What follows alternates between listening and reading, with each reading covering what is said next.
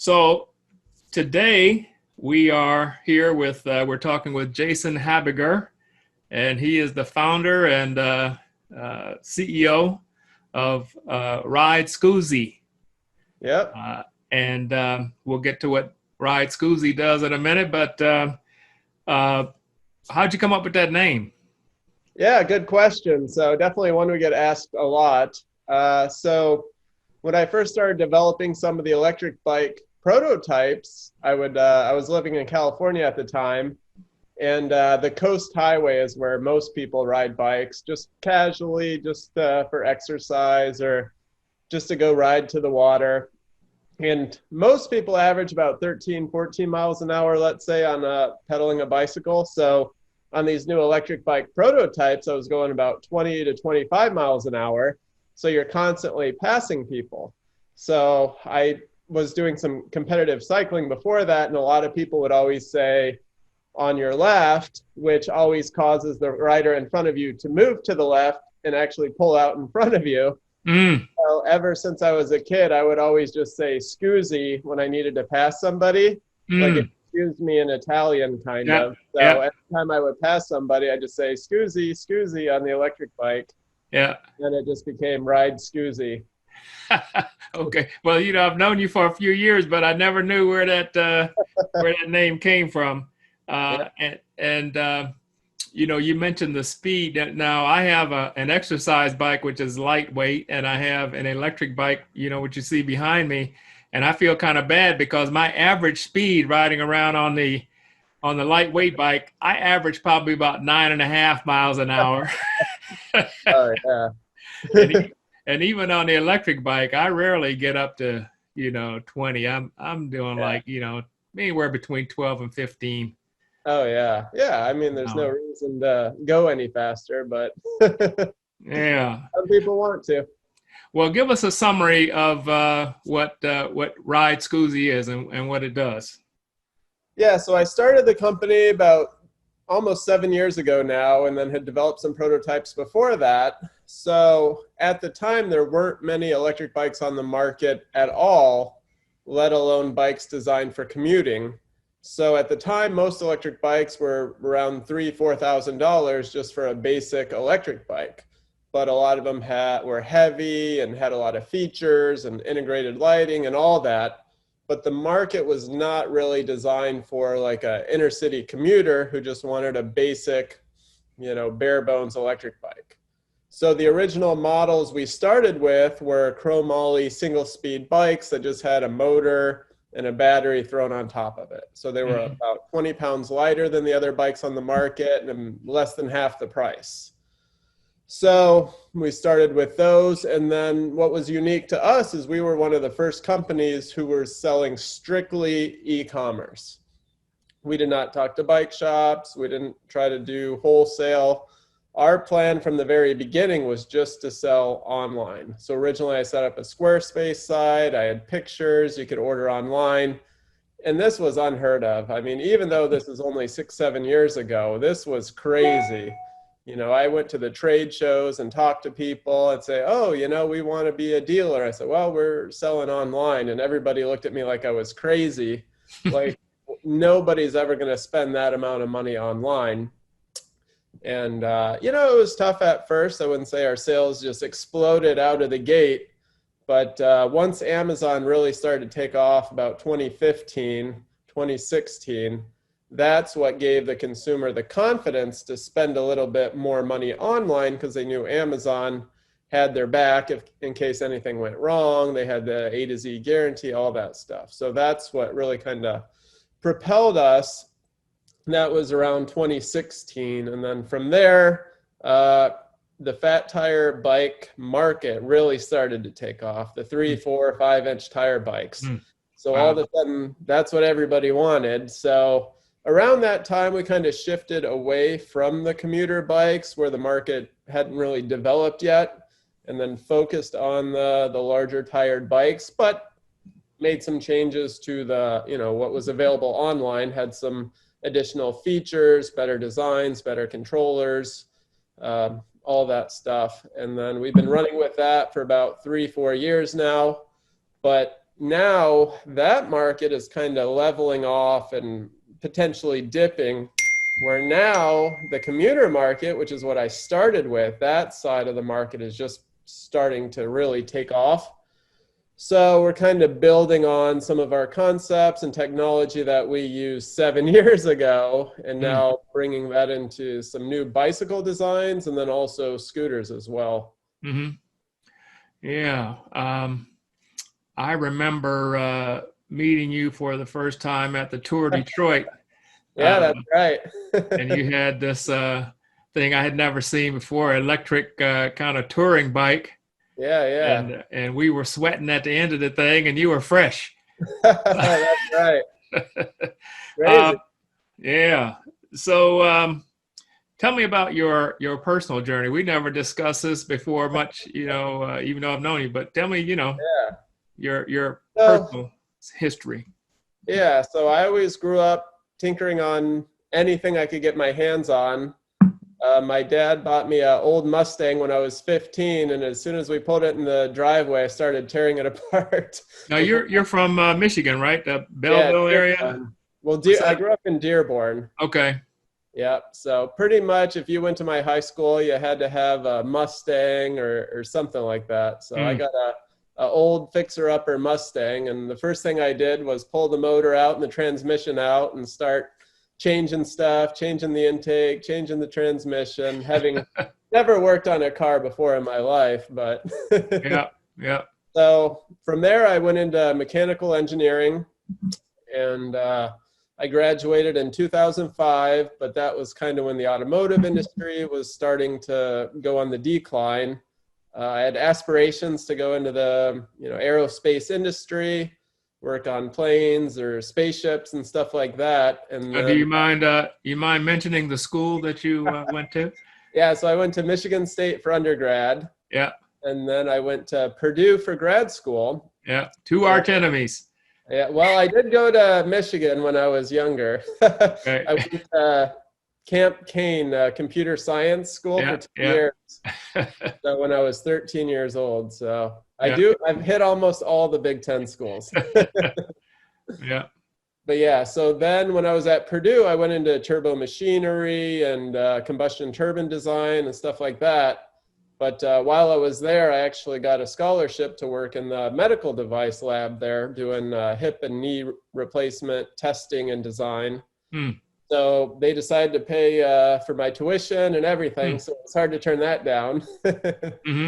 So after Purdue, I was kind of in between doing medical device design and actually going to medical school into orthopedics, and finally settled on medical device design. So I moved out to California to work for a startup who it was started by a doctor and a bunch of engineers from this cardiovascular company. So they had IP on about 5 or 6 different items for injection devices, stents, catheters, all that. So there was about 3 or 4 of us engineers, some operators. So for 4 years, we developed and patented injection devices, catheters, stents, did a clinical trial, European clinical trial. And so this is coming into about 2012. And surprisingly, to run an FDA trial, well, to no surprise, is an extremely expensive venture, hundreds of millions of dollars.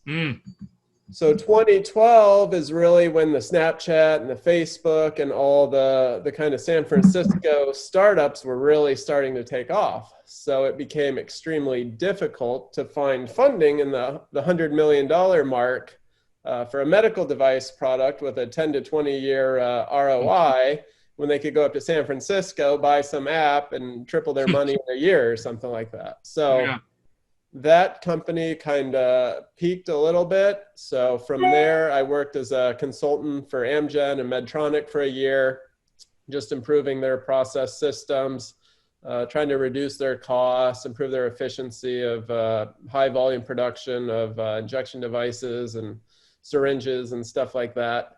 So at this time, I'm trying to think, I was about 30 years old. So on my 30th birthday, I had to decide, what I wanted to do, if I wanted to continue down the consulting path or venture off into something else. And at this time, while living in California, I was on a cycling team. I was building bikes. I was building the electric bike prototypes just for my own use. So I decided to move back to Michigan, where my parents were, and just kind of figure out what my plan was. So while I was there, I attended the trade shows and then talked with some people in the industry, some friends, some mentors, and decided that starting a business was really something I wanted to do. I wanted to take the risk. I was still young. I wasn't married, didn't have kids, no expenses. So I moved into my sister's spare bedroom, took some money I had saved up, and started working with some pliers, getting samples, getting some frames and motors and batteries made, and pretty much had to learn a lot from the ground up regarding importing, just working with suppliers overseas. I had not been to China. I had been to trade shows in the US where a lot of the Chinese suppliers would attend, so you could talk to them and meet them, see their products, but I had not actually been to a Chinese factory. So just kind of working through those details. And then from there, just been learning and growing every year. So now I have been to China. I was going about 2 times a year up until the Corona pandemic. So now it's a little more difficult, but finding ways to work around it. Mm-hmm. So what was it essentially that you mentioned wanting to start a business, but what was it essentially that motivated you to do this? Well, my dad started his own business when I was 7 years old. So even at a young age, I was kind of brought into owning a business. When we first moved to Michigan, my dad gave my sister and I the phone book, and we went name by name and just wrote them a letter and then put a stamp on it. And just my mom would go to the post office every day and we would just mail them out. We didn't know anybody, had, no real work or anything. So even when I was 6, 7 years old, it was all about learning how to go out and find business. And then, if your parents own a business or your friends own a business, you just seem to interact with other business owners. Mm-hmm. So it's kind of a community, business owners seem to come together just from similar interests or experiences or problems. So it just seems like growing up, I was always interacting with business owners or just being around the lifestyle. So, whether it's the lack of money or the risk or all that is something that I wouldn't say really scared me when I started my company. Mm-hmm. So what was your father's business? Construction. What's that? Construction. So you all were sending out like cold call letters so. Yeah. And my parents didn't even have the heart to tell my sister and I till about 15 years later that they typed the phone number wrong in the letters. So all these letters we mailed out. Oh my goodness. Phone number on it. So after a month, they're like, well, we're not even getting any phone calls. So they thought it wasn't working, but it turned out they had the wrong phone number on there. Wow.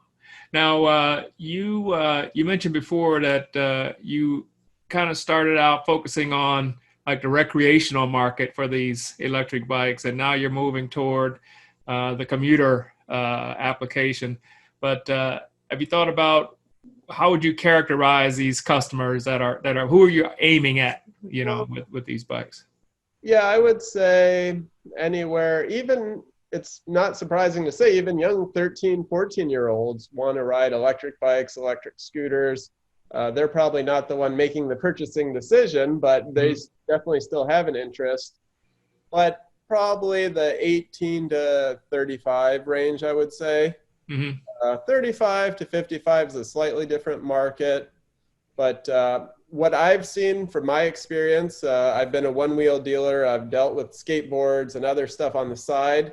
Yeah, they've kind of brought the enthusiasm to electric modes of transportation, but each has kind of limitations. Electric skateboard's great, but just because of the size of the wheels and the board and bumps and all that, your feet might get a little tired or they can't handle potholes.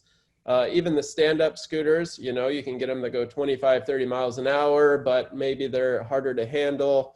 there's something unique about a bicycle where you can go 20, 30 miles on it, get off it, and still be completely comfortable. Yeah. So I think a lot of people are using the other items, which are great for going down to the store, around the Yeah. block or whatnot. But if you want a legitimate commuting option that can carry 100 pounds, go even longer than 5 miles, and you arrive and, you don't feel like your back hurts, your feet hurt and all that, an electric bicycle is probably the greatest option. So I Yeah. think people are realizing that, and there's some new models, new technology, more advertising from some of the larger players. Yeah. So young people are becoming more interested in it. Mm. So there's obviously a lot of people coming into this space now. A lot of manufacturers in the space.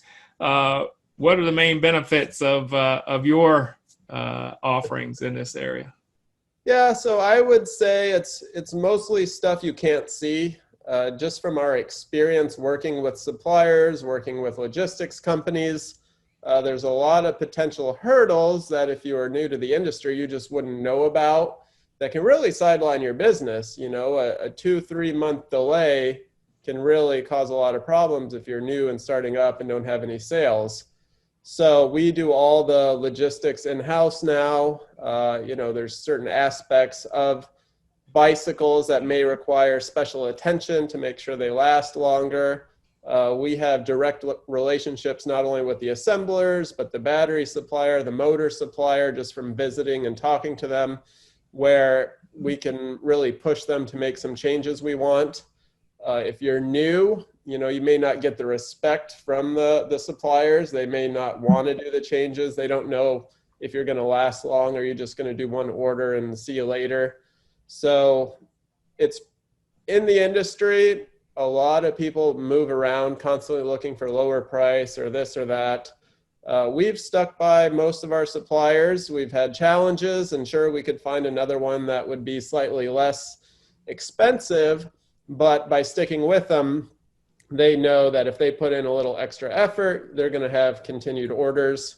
So it's not something where we're going to use them to come up with some new technology and then send it off to another factory and they won't get the benefit of it. So. Mm-hmm. A few years ago, you were running the company, but also teaching the e-commerce course at Michigan based on your experience. So I know you kind of eat this whole area up, but how do you go about acquiring new customers for Ride Scoozy? Well, it's very interesting. So at our size, we're kind of in a unique position. When I was smaller, maybe 2 or 3 years ago, you're fighting for every sale. You got to do anything you can just to keep the lights on. Larger companies, maybe they have more funding, they're a little more set in their ways. They have some sort of national ad campaign they're sticking to. So we kind of have a little bit of wiggle room where we can kind of shift, do a Facebook campaign, do this, move to Amazon. So we kind of use each platform to our benefit. There's some tricks of the trade. You can throw one color on Amazon, people find it there. And then for, our products are $1,000, $2,000, $3,000. It's not something they just see it and click and buy. They're probably going to type it into Google and say, oh, here's the black one on Amazon. Oh, on ridescoozy.com, they have a yellow and a pink one. Oh, I want that one instead. So there's some tricks like that. We really got into Amazon ahead of the rush. Once all the crowd moved to Amazon, we moved to Facebook ads. Once the crowd moved to Facebook ads, we moved to YouTube ads. So you can stay one step ahead at our level because we don't need $50, $100 million in sales. So we can kind of jump around a little bit. This year is unique also with Corona. Most of our competitors have cut their funding. They don't have inventory. So now we're able to restock a few months ahead of our competitors. So now we can get into Facebook and our advertising cost is about 1/3 of what it used to be just because there's not as much competition for the ad space. So I wouldn't say it's, January 1st, here's a plan with what we're running with. We can make some slight modifications to our strategy. But word of mouth is still our number one selling feature. So we've kind of honed in on a demographic for our recreational mobility devices. So a lot of people within the community run into other people with the product. So we have it kind of spread out. So there's definitely a lot of just interaction of people seeing the product and stuff like that. Mm-hmm. I notice also since becoming a customer in this area myself, you see all these people online, especially a few of them like Electric Bike Review, and these kind of what do you call them, like the Yeah. Kardashians of the bike world. Oh yeah. uh, Oh yeah. do you work with any of those folks, or is that a Uh, mechanism for getting sales for you? yes and no. They're not all what they seem. The industry is just full of false advertising, misleading people with the motors, the batteries, whatnot. So, I do have an issue with a lot of them that propagate a lot of misleading information. So there's been a couple people that actually take the products and test them, go climb hills, go do actual range tests, actually get legitimate testing results. And me coming from an engineering background, that's what I like to see. That's where our products did best is, hey, that bike says it has this motor, but when you actually climb this hill, it doesn't perform as if it did. Mm.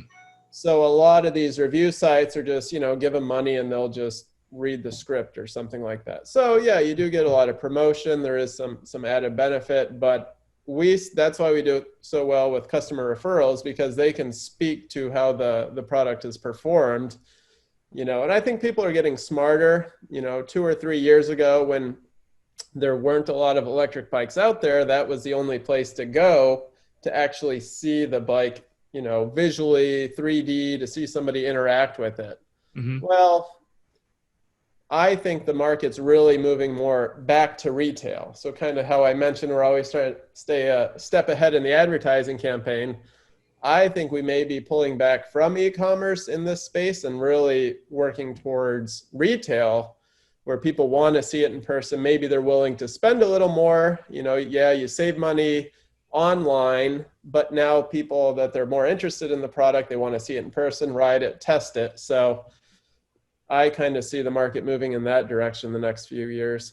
So then would you establish some distributor relationships, or how would you get into the retail spaces? Yeah, it's tough because the industry has to shift as a whole. If all of a sudden one company raises their prices, but the others don't, you're sticking out like a sore thumb here. So in our revenue, space, we do have to kind of follow the lead of the larger companies, but it's more in preparation, have the plan ready where, okay, if, the whole market goes left, we're ready. We're not caught off guard. So it's a lot of just contingency planning and preparation. And then if there's a change in the industry, the market, we're ready to go. I wouldn't say we're a market leader Mm-hmm. in the directions, but more just preparation. So you mentioned that most of your sales right now come through word of mouth. How do you build that customer loyalty? It's tough. Mostly just from availability. The biggest concern, there's problems, there's electronics or complicated pieces of equipment, but people want to know there's somebody there to listen to them. So if they have a problem and they send an email, they don't want 3-4 days for somebody to get back to them. And that happens. In our industry, some companies 7 to 10 days just to respond to an email. And that's some virtual assistant who has no knowledge of how electronics even work. Mm. So because we started with more of an engineering background, less of a marketing background, if somebody has a problem, we're able to analyze it from a technical standpoint. So I think that's brought a lot of credibility to the product and the service and stuff like that. So I know, you can talk to people with other electric bikes, and most of them have horror stories how, one part went bad and they had to wait 2 months to get a replacement from China. Yeah. So we inventory replacement parts in-house, all that stuff. So if somebody has a problem, not 100% of the time, but 99% of the time, we can get it resolved pretty quickly. Mm-hmm. So looking at the revenue side here, what are the revenue streams for the business? I mean, obviously bike sales. Yeah, yeah. So bike sales is still 98%. We have added some accessories, replacement parts, but some accessories, bags and stuff like that. Hmm. Uh, I wouldn't say that's our goal. The margins there are just pretty slim. It's more just to increase the customer satisfaction that, hey, they don't have to go to 4 stores to get everything they need. You Yeah. know, they can go on one site, kind of like Amazon. They want one site, get everything ready to go. So if they want, you know, the most popular items, whether it's a bag or basket or something, we try to offer those, but not necessarily like a bike shop where there's 10 options of baskets, 10 options of bags. This is the most popular bag, this is the most popular basket, and if you want a different one, well, yeah, you can go on Amazon or somewhere else and find it. And in terms of, again, this recreational versus commuter, what proportion of your revenue right now is recreational versus commuter? I would say probably still in the mid 90s, 95%. Just from my own, and that's mostly because that's still the market we're advertising to, and that's where our customer base is. The recreational? Yeah. But Yeah. I will say, just personally, just sitting outside and walking around town, that I'm seeing more and more commuters with the larger fat tire, heavier duty bikes. They're not all moving to the city, which exists, city electric bikes. So there's definitely an opportunity to still sell the recreational bikes to commuters, but the younger and younger market will want a slightly lighter, more specific commuting bike. Mm-hmm. And in terms of overall margin on these sales, what do the margins look like in terms of after you pay the suppliers and so forth? Yeah, so the cost of goods does come in around 50%, which is high if you were to sell in a store, but for e-commerce, 40 to 60, right around 50 is okay. So that gives you some working room on $1,000 to $2,000 item, but shipping's a big bulk of that. Credit card processing fees, customer acquisition, and then since we do all the in-house shipping and storage, we have warehouse, rent, employees, all that. So, So what do you end up netting after all that? Oh, that's a secret. We're not on Shark Tank here. It's not 50% net. No, unfortunately not. The net is nowhere near the gross, unfortunately. Yeah. So what do you find yourself doing mostly on a day-to-day business with the way you have the business constructed? Well, now that it's grown and I do have 3 employees now, it's definitely more management, I would say. So I'm still the one who designs the bikes, does the prototyping, works with the suppliers. So I would say that's probably still 60, 70% of my day because I do most of the logistics. Right now I'm talking to the terminal in Miami about moving containers and stuff like that. So I do like doing that end. And then the other side, working on the back end of the customer support. As you grow, just managing customer support becomes a very large issue, especially with all the platforms that exist. People are commenting on Instagram, YouTube, they're emailing, they're calling.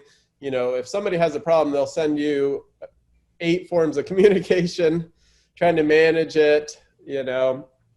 and between, the person that receives the issue. It is difficult dealing with electric bike issues because there's a lot of potential problems, and then just getting the customer to explain it properly. Their perception of what the issue is may not actually be what the issue is. So customer service, I would, outside of the design, the logistics, the financing, making sure everything's paid and the bills are paid, I would say then it's mostly the customer service end, which is extremely important to us. I wouldn't say we put customer service ahead of sales. We got to make sure the customers that have our products out there are using it, are happy before, we work on more advertising campaigns and sales. Hmm.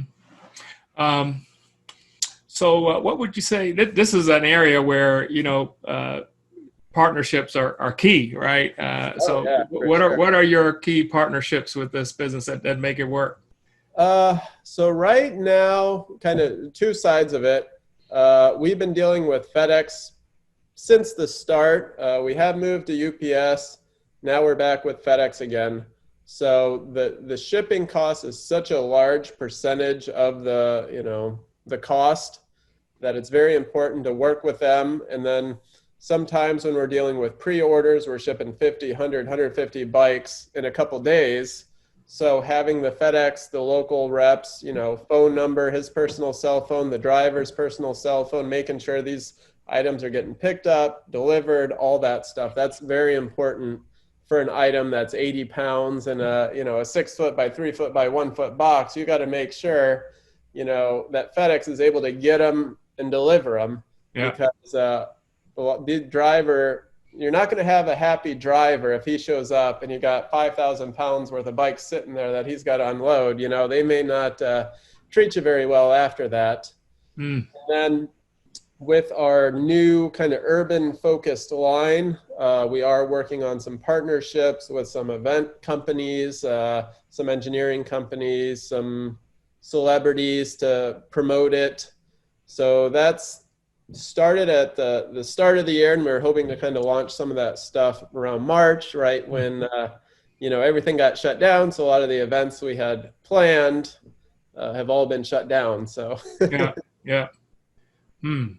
And then what about the manufacturers? oh yeah, so we've been working with one manufacturer for a while. Once you're in the industry for a while, you kind of understand who the factories are. So yeah, they're very integral to our Do they success. get involved in the design as well? Yeah, I mean, it's definitely a back and forth. They're there on the ground, doing the welding and this and that. So they can obviously provide some feedback in terms of, some design changes that may make the assembly easier. I would say for bicycle designs, from the reseller standpoint, it's more of a basic layout. Here's where I want the tube, here's how I want it to look, here's where I want this. And then it's really kind of up to the factory and their engineers to determine the tubing shape, how they're going to bend it, how they're going to weld it, how they're going to, keep it straight and all that stuff. So Hmm. they do have a lot of involvement in the final, product of the frame. Hmm. So just to kind of take a step backwards in the bicycle industry, you usually go to an assembler. So that's who manages the product for you. Mm. So they'll take the frame, the motor, the battery, the shifter, the tires, and they put it all together. Mm. So your frame factory is crucial because you want a nice quality frame that doesn't crack, that's straight, everything's in aligned. And then your assembler, who takes all the parts, puts them together. Mm. Now, most of the parts, the tires, the rim, the motor, the battery, those all come from, most of the time, name brand companies, Yeah. Kenda, Samsung, stuff like that. So you don't really do too much work in those Mm. areas, but the frame is essentially your design. You own that frame, and then you're hiring somebody to take all those parts and put them together properly.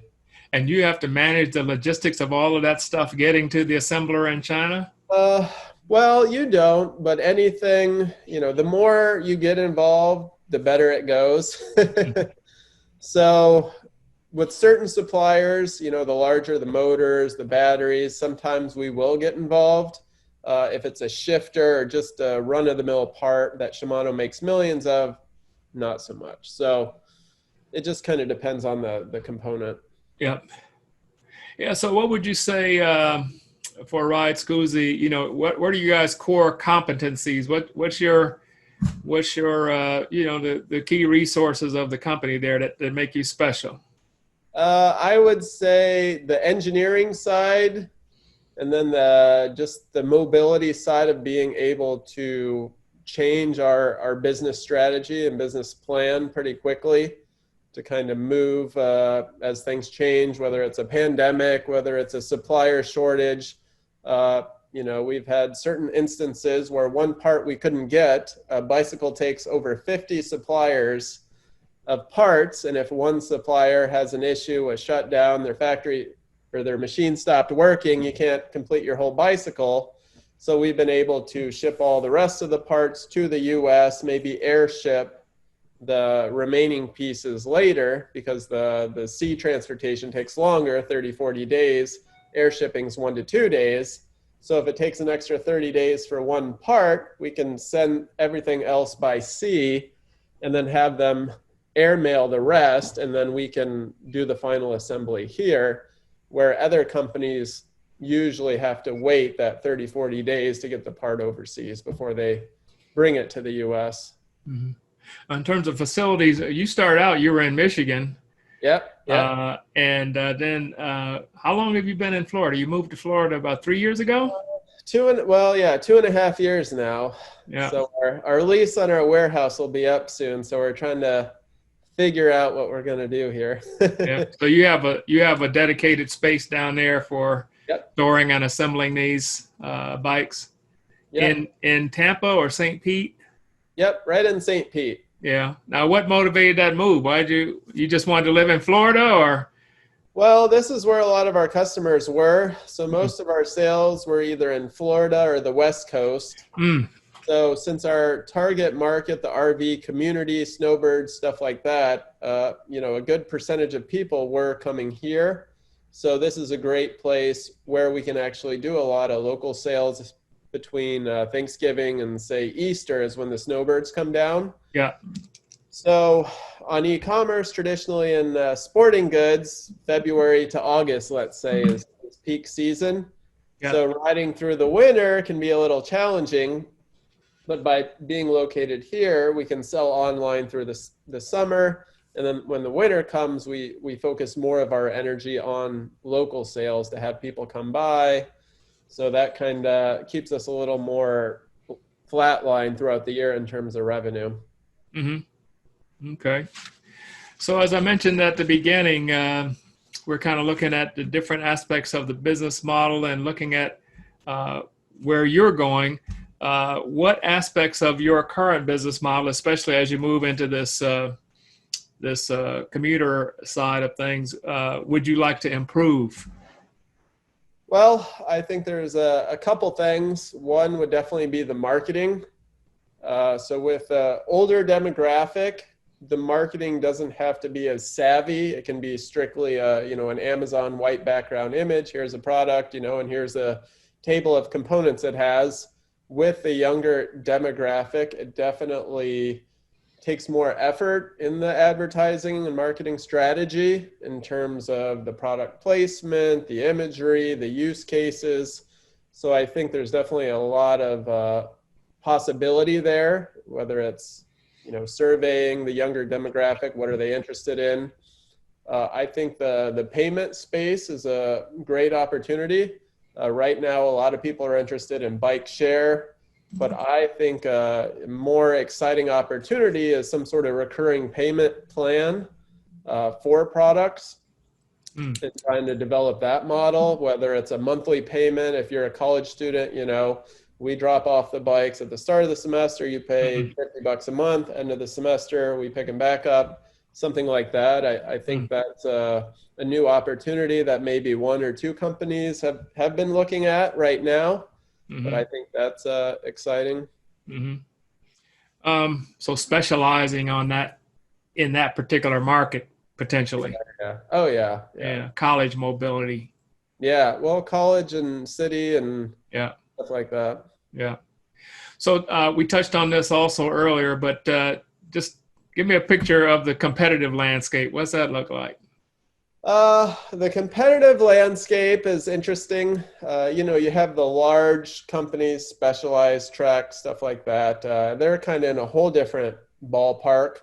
Sure, you still will see their bikes in the inner city, but the younger crowd and a larger portion of the market really likes the e-commerce space. There's a little more development, new technology, new products, and within those, I would say there's kind of three sides of it. There's the marketing heavy companies where if they have, their gross margin, a large percentage of that goes to marketing, more pictures, more videos, more this, more that. There's a companies like me where maybe more of that gross margin goes to R&D, better controllers, better computers, better technology. And then there's another segment where they're strictly just e-commerce. They're just buying it from a factory, putting their name on it. Maybe they sell at a lower price, but nobody knows who the name is. Nobody cares about the company. There's no pictures, no videos, but here's a product with these components. Okay. So kind of like white label. Yeah. Which So is easy to do. You can go on Alibaba and all you need is a credit card, and 1 month from now you're a business. So send me a bike. yeah. So in terms of market share, how would you break it down in terms of, the established brands versus the no-name brands versus kind of the people who are doing what you're doing, trying to do some engineering and design of the bikes, Yeah, but I would still say, e-commerce? yeah, it's still kind of log scale. So it's kind of like the 50 million a year for maybe the upper end e-commerce. Specialized Trek, you can probably look those numbers up. They're probably even greater. There's kind of like the second tier, like me, the 2 to 5 million. And then there's a smaller guys, maybe 200 to 500,000, where maybe they're getting 1 or 2 containers a year and just having to sell it and turn it over. Well, I'll tell you, it seems like in this marketplace, just within the last couple of years, this thing has gone crazy. And it's like almost like you've gone from selling, little accessory things, little low cost things, and now you're selling cars. Oh yeah. And it seems like an amazing opportunity, if you can hit it right. Amazing opportunity, but it's also an opportunity to lose a lot of money. Everyone focuses on the companies doing well. For those of us that have been around doing this for a long time, I've seen hundreds of companies go out of business, lose millions. Boosted Skateboard, the biggest electric skateboard company, raised 120 million. They just filed for bankruptcy. Yeah, so I saw that.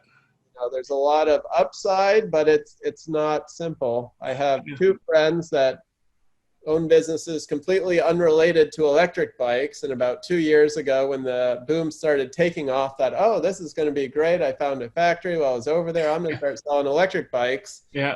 The first container, they swore they're never going to sell an electric bike again for the rest of their life. So yeah, it's not as easy as you think. It's never easy to make a lot of money. Yeah. I was in the local shop. Yeah, I've been surprised at how this has changed over the years. When I bought this Turn bike last year, it's a Trek store on Woodward in Royal Oak, and they took on the Turn line. I guess Trek let them take it on, right? And I bought the bike just for the utility of it, right? And so then I started reading over the winter and earlier this year about Reese and Mueller, right? And I kind of admired a bike, but $10,000 for a bike, that's a lot. It's a lot of money. But I admire, what they've done and the technology and all this kind of stuff. And so I walk into the store one day to get my bike checked out, and the Trek store is selling Reese and Mueller now.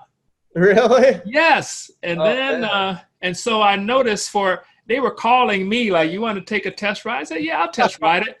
But I didn't find it nearly as practical as my Turn. It seems like more of an image thing, right? You want to look cool, and so it looks cooler than my bike. But anyway, so they had like 3 or 4 bikes in there. And then I went in there a couple of weeks later, they had like 7 bikes in there. 7 I went in. Mueller? Yes. I went in there yesterday. They were all sold. They were all sold? All sold. You can't even get one until next year now. Are you serious? It's absolutely incredible. Yeah. And you're talking 8 to 10 grand each. Yeah. It's just crazy. But anyway, that's as an aside. It's interesting to see how everybody I know, if you talk to Detroit Bikes, you talk to anybody else, this has been great for the people that have been in the industry. Yeah. So it's nothing anybody saw. Now, I will say this, the boom is not going to continue forever because they have all that revenue, but now the supply side is all struggling. So Mm, if they average, let's just say, making this up, 5 bikes a month, and you just sold 15, but now you may not have bikes for 6 months. So in yeah, the grand scheme of things, it may not all be as great as everybody thinks. yeah. So it all depends on your ability to resupply now. Well, the thing about Reese and Mueller, and I think to an extent Turn, where they and I see the same thing in what you're doing. That I think that engineering aspect of it, the careful design, it's not just a commodity kind of thing. I think a lot of people are looking for that. Maybe not everybody, but I Yeah. think people are willing to pay for that if it comes across, that's what you're doing. And I think that plays into the retail storefront, because if you buy a $8,000 bike and there's a problem, you want to have Mhm. somebody right there to look at it. You don't want to be emailing somebody and getting, one email a Definitely, day trying to figure out what's going on here. definitely. So we talked about we touched on the whole COVID thing, and we got the relations between the U.S. and China deteriorated and all this kind of thing. How do you see this? First of all, how has the COVID thing affected your business? And then just looking forward, how is this whole government regulatory trade thing going to play out? Well, it's definitely a lot of unknowns. Similar to the marketing and everything, we're kind of ride the wave that the larger boats are creating. And I know Pedigo talked about moving to Vietnam. I think Giant's relocating out of China. So there's definitely a big shift that's kind of occurring below the radar, where a lot of factories are moving to other countries, whether it's Cambodia, Thailand, Vietnam. It's definitely a large undertaking. I mean, tens, maybe $100 million to set up a whole new factory facility to where you can be self-sustained. Because if you set up an assembly factory in Vietnam, but you're still bringing all the parts in from China, you're really no better off. Yeah. So for them to be able to bring the wheels, the frames, the painting, all that, I mean, it's an expensive endeavor. So I know it's something the factories in China are worried about, but at the same time, right now, the factories in China are so busy and so behind. It's not something, on the top of their worry list, because right now they're doing so well, they really don't care. But, in the next 5 to 10 years, there could potentially be a shift. But, with anything, they can adjust their prices, supply and demand. So I wouldn't say the whole industry is just going to get up and leave China. It's similar to Taiwan, like your bike. Right now, bikes in Taiwan cost more. Sure, they're probably, the welds are a little nicer, everything's a little tighter, less squeaks, but it costs more. So, there's a market for those products. There'll be a market for Chinese made, and there'll probably be a market for Vietnam made. It's not, nobody has any secret sauce to really take everybody else out that I can see, unless something changes. So nobody's talking about moving their factories here, uh, Oh, no, no. or Mexico even. I mean, there's assembly. You can do the assembly here, which is what I did from the beginning. Hmm. Uh, there's a lot of false advertising with that. People saying made in the USA when it's not. But I don't know. When you take people that have no history assembling bicycles and you say, okay, well, it was done in the USA, but yeah, it was done by somebody who'd never assembled a bicycle before. And yet this factory over here, it's a family-owned factory that's been making bikes for 50 years. They have a little more knowledge, and Yeah. yeah, okay, it's another country, but they still kind of know what they're doing. Yeah. Now, on the community side, we've seen issues with, controversy relative to the scooters and skateboards, and you have the issue of the class 1 bikes versus, the bikes that can do, 28 miles an hour, 35 miles an hour. Oh What yeah. kind of community issues and regulatory issues do you see there, and are you concerned about any of that?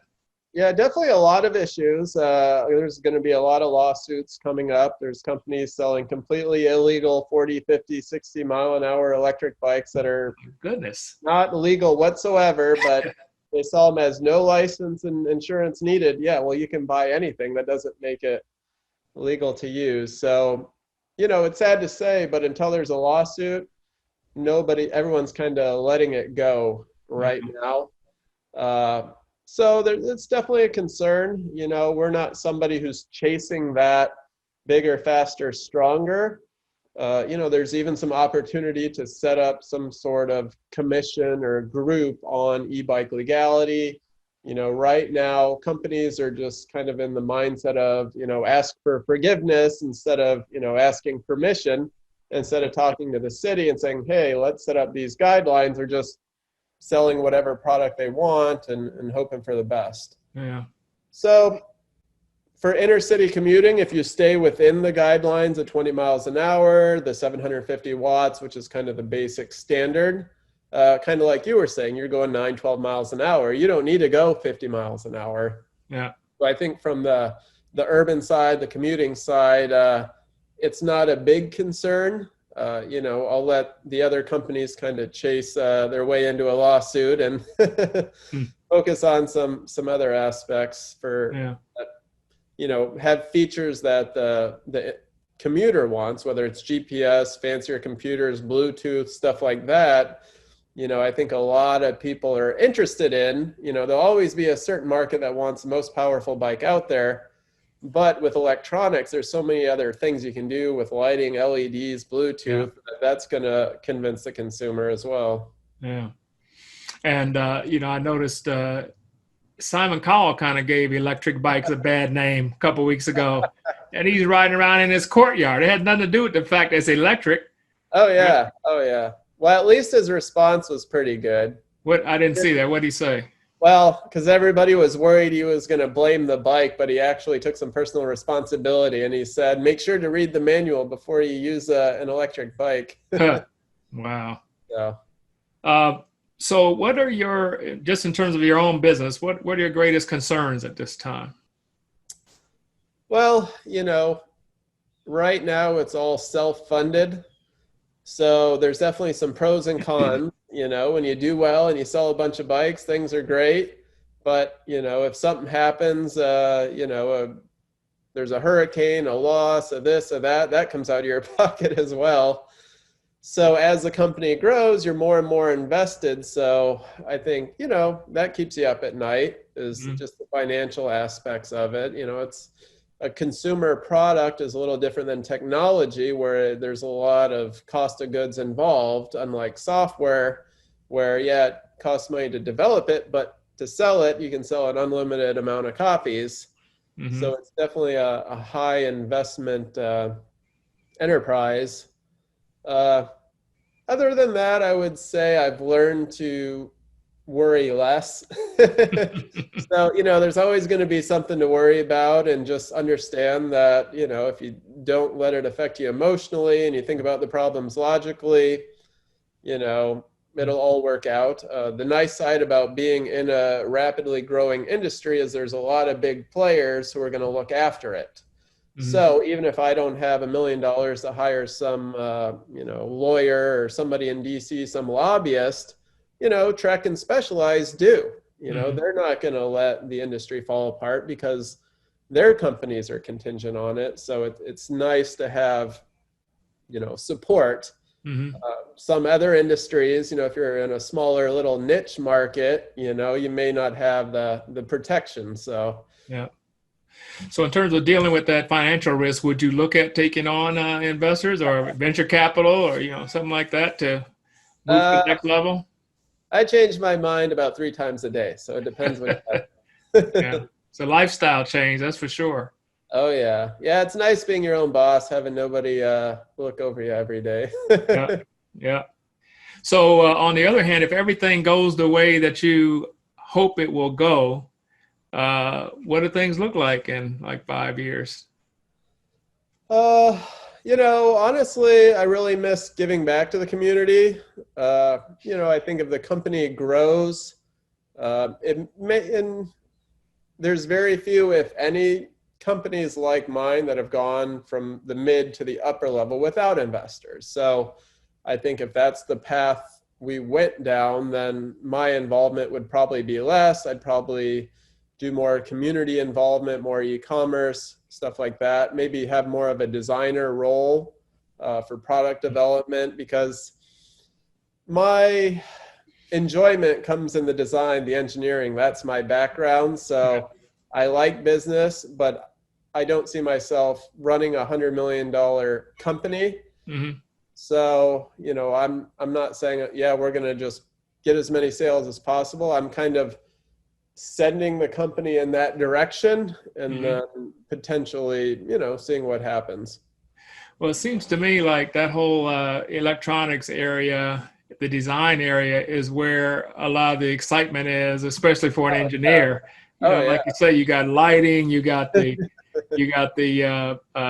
motor technology, you've got the derailleur technology. What do you call it?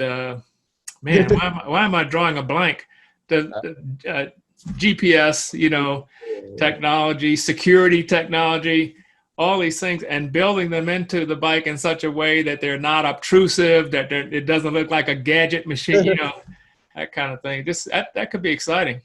I think, we really have to decide whether we're okay being, a second tier company, or are we just going to run for the first tier? Because there's nothing wrong with a second tier company. We can say, okay, these are our resources. Yeah. We're going to plan on making 3,000 bikes a year, and that's it. We're happy with that. Or are we going to shoot for the moon and try to grow into new markets, new products, new this, new that? So.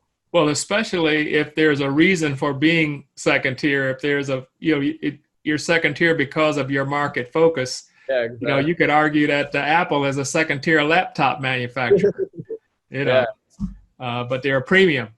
Yeah. So I think personally, I like being in that second tier.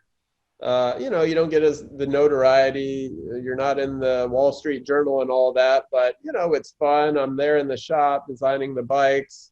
I'm talking to the control companies, working on prototypes. So I think, we've reached a point where we're pretty happy with how things are going. So. Yeah. Okay. Well, that was all of my questions, but is there anything that I didn't touch on, some aspect of the business that I didn't bring out? Yeah, so just to kind of summarize our plan for the urban market. So we have one bicycle that's brand new. So we do have some in stock. We're kind of working on some marketing photos and pictures and stuff to launch that. And then also a seated scooter, kind of more on the electric motorcycle side. Mm-hmm. So those are kind of the two products we're looking to target that market with. Yeah. So, we can definitely provide some pictures. Definitely do that. Yeah, we'll include it with the package that we put out there for the class. And, this is going to be on YouTube as well. I have a YouTube channel for the class. And but definitely send me any pictures and maybe some pictures of the shop, that kind of thing. Oh, yeah, for sure. Yeah. It's a little empty right now with supply problems, but I can do that. All right, man. Well, I appreciate you doing this. I appreciate you taking part in the class, and hopefully we'll have I'm sure we'll have the students will be very interested in this, and I think we'll have a productive semester. Sounds good. I can't wait. All right, Jason. All right, go walk your dog. I know. He's sleeping now, probably. All right, man. Take care. You too. Bye-bye. Bye.